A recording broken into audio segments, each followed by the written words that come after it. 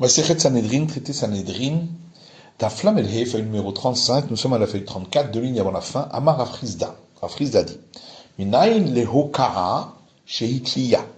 D'où sait-on que le terme Hokara, qu'on voit dans le verset qu'on vient de rapporter, des nombres, veut dire pendre. Dirtif, parce qu'il est écrit dans le livre de Samuel, Hokanum Lashem Begivrat Shaul Bechir Hashem. Et nous les avons pendus, et on utilise le même terme, pour l'Éternel, sur la colline de Shaoul, celui qui a été choisi par l'Éternel.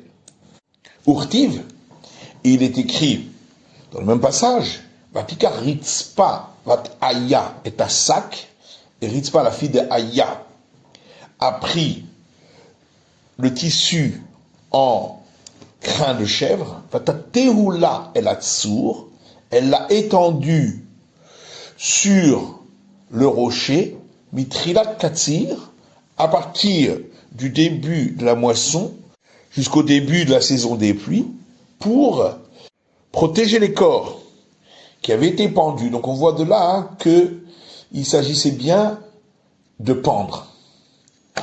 La Gemara Ketiv, c'est écrit au début de ce verset des nombres qu'on a rapportés, Vayomer Hashem el Moshe, et l'Éternel dit à Moshe, Kach et kol raché ha'am, prends tous les chefs du peuple et prends-les pour l'Éternel face au soleil. Imam hatou raché ha'am hatou. Et on pose la question, si effectivement le peuple a fauté en s'adonnant à l'idolâtrie à cause des filles de Moab, les chefs du peuple, quelle faute ont-ils fait? Amarav dit Rav, Amarlo Akadosh Baruch Hu le Moshe. Le 5 minutes il a dit à Moïse, Chalek lahem bate dinim. Nomme-leur des tribunaux avec les chefs du peuple pour juger ceux qui avaient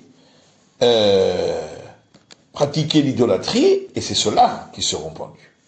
Maïta'ama, pourquoi tellement de tribunaux? Il est mamishum she'en danin shnaim b'yom echad, si c'est parce qu'on ne peut pas juger par le même tribunal deux personnes pour les condamner à mort le même jour. V'amar Afrizda, pourtant Afrizda a dit lo shanu ela b'shte mitot. Ça on a dit que lorsqu'il s'agit de deux condamnations à mort différentes pour deux motifs différents. Avab mita ahad, mais s'il s'agit du même motif qui donne la même condamnation à mort, danin, on peut les juger tous les deux. Et là, mais en vérité, la raison pour laquelle il a fallu beaucoup de tribunaux que des Sheachov Haronaf Israël, c'est pour que la colère de l'Éternel s'apaise sur Israël, comme c'est écrit dans le verset. On a vu dans la Mishnah que les jugements pour affaires d'argent, on peut les terminer le jour même, alors que pour affaires qui peuvent donner lieu à condamnation à mort, on doit attendre le lendemain pour condamner. Minanimile, d'où sait-on? Amavranina, Rabbi Chanadi, Damakra, c'est un verset dans Isaïe, Meleati Mishpat, tu étais rempli de justice, Tzedek Yalinba, la justice passait la nuit en elle, Ve'ata Meratzechim, et à présent, ce sont des tueurs. Donc on voit que si on ne fait pas attendre la nuit jusqu'au lendemain, on est considéré comme un tribunal de tueurs. Ravama, Ravadi, Meacha, on l'apprend ici, Asheru Hamotz, donner une importance à celui qui fait attendre. Asheru Dayan Shemechametz et Dino. Ce qui veut dire donner l'importance au juge qui fait attendre avant de condamner. Veidach, et l'autre avis, pourquoi il n'utilise pas ce verset, il explique lui, Asheru Hamos, donner de l'importance à celui qui a été volé, Velo Chometz, et non pas au voleur. Veidach, et l'autre avis qu'il apprend de ce verset, Qu'est-ce qu'il fait de l'autre verset qui dit tu étais pleine de justice, qui est de Rabbi Elazar Amar Rabbi Yitzhak, qu'il utilise pour l'enseignement de Rabbi Elazar au nom de Rabbi Yitzhak, de Amar Rabbi Elazar Amar Rabbi Yitzhak, car Rabbi Elazar a dit au nom de Rabbi Yitzhak, Kol ta'amid shemelin bo et tzedaka, tout jeune, à la suite duquel on fait attendre la nuit pour donner la charité aux pauvres, keilouch offert damim, c'est comme si on versait du sang, parce que les pauvres n'ont pas de quoi manger. Et après un jour de jeûne, c'est très dangereux. Shenemar, comme il est dit, Melati mishpat tzedek vekulmer, tu étais plein de justice. La charité, tu lui fais attendre passer la nuit, et donc maintenant, vous êtes des assassins. Vanimile merivta vetamre. Et ça, c'est seulement dans le cas où on donne à la caisse de charité, après le jeûne, du pain et des dattes qui rassasient. Et donc, les pauvres comptent là-dessus. Mais si on leur donne de l'argent, des grains de blé ou d'orge, l'eitlanba, dans ce cas-là, c'est pas grave, puisque de toute façon, ils ne comptent pas dessus pour le repas du soir. On a vu dans Mishnah que c'est pour cela que on ne juge pas des jugements qui peuvent parvenir à la peine de mort, veille de Shabbat et veille de fête, puisque on doit attendre le lendemain pour condamner. Maïtama, mais alors quelle est la raison pour laquelle on ne peut pas le faire ce jour-là? Mishum de l'Oefcha, parce que c'est impossible de juger ce jour-là. Qu'est-ce qu'il va faire? Si il juge veille de Shabbat et le verdict est donné aussi veille de Shabbat, peut-être que il s'agira d'un verdict pour condamner à mort. Or, ils doivent attendre le lendemain pour condamner. Et si on va dire qu'on le juge veille de Shabbat et qu'on termine le jugement le jour du Shabbat et qu'on le tue le jour du Shabbat, la peine de mort ne repousse pas le Shabbat. Et si on va dire qu'on va le tuer et appliquer la peine de mort le soir à la sortie du Shabbat, il faut que ce soit face au soleil, comme on a vu dans le verset. Donc le jour. Et si on va dire qu'on termine le jugement et qu'on donne le verdict pour le condamner le jour du Shabbat et qu'on le tue le lendemain, alors tu repousses la sanction après le verdict, ce qui est interdit. Et pourquoi, demande la Gemara, on ne pourrait pas le juger vendredi et terminer le jugement dimanche? C'est parce que, entre-temps, les juges vont oublier les motifs qu'ils ont donnés. Bien que on a dit que 2 scribes des juges se tiennent debout devant eux, ils écrivent les motifs de ceux qui acquittent et de ceux qui condamnent. C'est vrai qu'ils écrivent les motifs que les juges ont donnés avec leur bouche oralement. Cependant, l'ibad inche, ce qu'ils ont pensé dans le cœur pour donner ces motifs, lorsque ça a été oublié, ça a été oublié. Ikar le char, c'est pourquoi on ne peut pas agir ainsi. Amalé Rechakish Rabbi Yochanan, Rechakish dit à Rabbi Yochanan, Utehe kevurat met mitzvah, pourquoi ne dit-on pas que enterrer un mort pour lequel c'est une obligation, parce qu'il n'a personne d'autre pour l'enterrer, Docha Shabbat, que ça repousse le Shabbat, Mikal Bachober, et qu'on l'apprenne par un argument a fortiori, en disant, Ma avoda chez Docha Shabbat, si déjà le service des sacrifices au temple, qui repousse le Shabbat, que vous ratez mitzvah Docha Ota, enterrer un mort pour lequel c'est une obligation parce qu'il n'a personne pour l'enterrer, repousse ce service du temple, mais ou la choto, et on apprend du terme et pour sa sœur, qu'il est Tania. Comme on voit dans une braïta, c'est écrit concernant l'abstème, qui n'aura pas le droit de se rendre impur pour personne, et ensuite on rajoute les aviv ou les mots, les achiv ou la choto, pour son père, pour sa mère, pour son frère, pour sa sœur non plus. Mataboul Lomar. Et qu'est-ce qu'on vient apprendre de ces mots-là, puisqu'on a déjà dit qu'il ne peut pas se rendre impur, quelle que soit la personne. Rishaya Oler Lishrod Pisro, c'est pour nous dire si un grand prêtre qui est abstème était en train d'aller pour faire l'abattage rituel de son sacrifice pascal, Velamoulet Beno, ou pour faire la circoncision de son fils. Veshama Shemet Lomet. Et il entend que un proche parent à lui est mort. Yacholitama.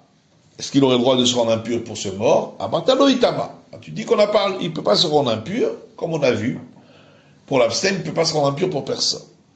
Et c'est pourquoi le verset dit pour sa sœur, pour dire, j'aurais pu croire que, de la même manière qu'il ne peut pas se rendre impur pour sa sœur, il ne pourra pas non plus se rendre impur, même dans le cas d'un mort pour lequel il y a une obligation de l'enterrer parce qu'il n'y a personne d'autre pour le faire. Tabouloma ou la choto. C'est pourquoi le verset dit pour sa sœur, pour dire la choto dénomitame. C'est seulement pour sa sœur ou d'autres proches parents qui n'ont pas le droit de se rendre impurs lorsqu'ils sont morts, aval mitame les mettre mitzvah. Mais il peut se rendre impur pour un mort pour lequel il y a une obligation. Et donc on voit que l'enterrement d'un mort pour lequel il y a une obligation parce qu'il n'y a personne pour l'enterrer repousse le service du temple, comme ici le sacrifice pascal. Shabbat, il y traite mipnei avoda. Donc on continue l'argument à fortiori en disant alors le Shabbat, qui est repoussé par le service du temple, puisque le service du temple inclut des interdits du Shabbat, mais on le fait quand même le Shabbat. Et nous dit j'étais quoi ben mitzvah dochaota. Alors n'est-ce pas à plus forte raison qu'enterrer un mort pour lequel il y a une obligation, parce qu'il n'y a personne d'autre pour l'enterrer, qui est donc beaucoup plus importante, comme on l'a vu. Alors, n'est-ce pas que ça repoussera le Shabbat? Marley. Alors, Rabbi Chonan répond à Rechakish, Retzicha Tochiach. Tuer un condamné à mort est une contre-preuve. Chez Docha et Avoda, puisque ça repousse le service du temple, puisque si un prêtre est en train d'accomplir le service du temple, or on doit le tuer, eh bien on le fait sortir, même au milieu de son service. Veina Docha et Shabbat. Et par contre, tuer le condamné à mort ne repousse pas le Shabbat. Après la Gemara dit Retzicha Gufa Titre et Shabbat. Et pourquoi ne dirait-on pas que tuer le condamné à mort repousserait le Shabbat? Mikal Vachomer, en utilisant un argument a fortiori. Ma avoda chez Docha et Shabbat, Retzicha Dochaouta. Si déjà le service du temple qui repousse le Shabbat, tuer celui qui est condamné à mort repousse ce service du temple. Chez Neymar, comme il est dit dans le verset Merim Misberi Tikachen Ulamut, de mon autel tu le prendras pour le tuer. Shabbat, le Shabbat qui est repoussé par le service du temple, et nous dit, n'est-ce pas que, à plus forte raison, que tuer le condamné à mort repousserait alors le Shabbat? Amarava répond, déjà, cette règle-là a été fixée par un maître de la maison d'études de Rabbi Ishmael, des Tana de Rabbi Ishmael, car un maître de la maison d'études de Rabbi Ishmael a enseigné. C'est écrit dans le verset, dans l'Exode, Otevaharu Esh, vous n'allumerez pas de feu le jour du Shabbat. Matabouloma. Qu'est-ce que le verset a besoin de nous dire, puisque, de toute façon, allumer un feu fait partie des 39 travaux interdits. Là-dessus, la Gemara réagit en disant, Matabouloma, tu dis pourquoi le verset a besoin de dire? Mais on sait déjà. Il est Rabbi Yossé, le Lav Yatzat. Si c'est d'après l'avis de Rabbi Yossé, c'est pour nous dire que allumer un feu le Shabbat n'est pas passible de peine de mort, mais c'est uniquement un interdit simple de la Torah. les Rabbi Nathan, les Chalek Yatzat. Et si c'est selon l'avis de Rabbi Nathan, c'est pour nous apprendre que chacun des travaux interdits du Shabbat donne lieu, s'il a été fait involontairement, à un sacrifice à offrir en tant qu'expiatoire. Et si on en a commis 2 travaux interdits différents, on devra apporter 2 sacrifices. Qui est le Tanya, comme on a vu dans une braïta, Avara le lav yatzat, dirait Rabbi Yossé, l'interdiction d'allumer un feu a été donnée spécifiquement par la Torah pour nous dire que c'est un interdit simple, parole de Rabbi Yossé. Rabbi Nathan Omer, Rabbi Nathan dit le chalek yatzat. Non, c'est venu pour nous apprendre que tous les interdits du Shabbat sont indépendants l'un de l'autre concernant apporter un sacrifice. Et la Marava, c'est pourquoi Rava dit Tana Moshavot Kashiali. La question de cette braïta rapportée par un maître de Rabbi Ishmael, c'est du fait que dans le verset, il est dit le terme habitation. Dans toutes vos habitations, c'est écrit. Moshavot Matamulomar. Qu'est-ce que ce terme habitation vient nous apprendre? Des Shabbat Rovatagouf I. Puisque l'interdiction d'enfreindre le Shabbat, c'est une interdiction sur le corps de la personne. C'est pas une interdiction qui est liée à la terre. Or, tous les commandements qui sont liés au corps de la personne et pas à la terre, ils s'appliquent que ce soit en Israël ou en dehors d'Israël. Donc pourquoi la Torah a-t-elle parlé des habitations? Au nom de Rabbi Ishmael, dit un disciple, c'est parce qu'il est dit dans la Torah, et lorsqu'un homme aura commis une faute qui le fait condamner à la peine de mort, et il aura été mis à mort, j'aurais pu croire que cette obligation de mettre à mort s'applique soit en semaine, soit le Shabbat. Et alors comment va-t-on appliquer le verset qui dit celui qui enfreint le Shabbat, il doit être puni de la peine de mort, donc on n'a pas le droit de tuer quelqu'un le Shabbat. Pour d'autres interdits, mais pas pour appliquer la peine de mort. Donc sauf la peine de mort qui a été donnée par un tribunal rabbinique. Ou peut-être pas. Peut-être que l'interdiction du Shabbat s'applique même à la peine de mort donnée par un tribunal rabbinique. Et comment vais-je appliquer ce verset qui dit il faut le tuer? Bechol, ça c'est en semaine, pas le Shabbat. Ou Shabbat, ou peut-être pas, peut-être ça s'applique même au Shabbat, qu'on peut le tuer Shabbat. C'est pourquoi le verset dit vous n'allumerez pas un feu dans toutes vos habitations. Ou là, nous Omer. Or, ailleurs, dans le livre des Nombres, il est dit concernant l'assassin qui est condamné à mort, c'est écrit, et ils seront ceux-là pour vous comme loi de justice pour vos générations dans toutes vos habitations. De la même manière que le terme habitation qui est écrit là-bas s'applique au tribunal rabbinique, puisque c'est lui qui applique la condamnation à mort, de même, quand ici pour le Shabbat on a parlé d'habitation, ça s'applique à Beddin, au tribunal rabbinique,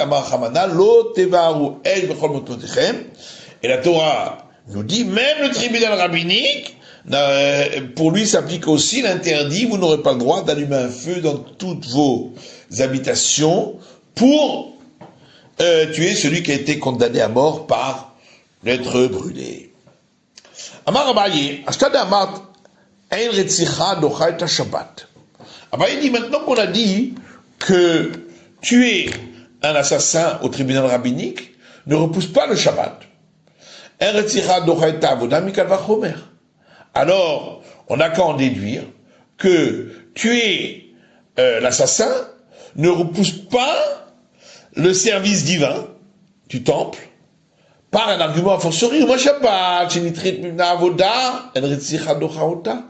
Si déjà Shabbat qui est repoussé par le service du temple. Malgré tout, tuer l'assassin ne repousse pas le Shabbat. Avodah shilohet Shabbat, le service du temple qui repousse le Shabbat, et nous dit n'est-ce pas à plus forte raison que tuer l'assassin ne repousserait pas le service du temple. Et là, pourtant c'est écrit dans le verset, de mon autel, tu le prendras pour le tuer. Ah ouh, les korban yachid, velodafé Shabbat. Ah ben ça, on appliquera uniquement à celui qui offre un sacrifice d'un particulier. Parce que ce service-là ne repousse pas le Shabbat. Mais peut-être que celui qui offre un sacrifice public, qui repousse le Shabbat, eh bien, même si c'est un assassin, on ne le sortira pas alors qu'il est en train de faire le service du temple. C'est ça ce qu'Abaye voulait peut-être apprendre d'ici. C'est la fin de l'étude du Daf Lamedhe, de la feuille numéro 35.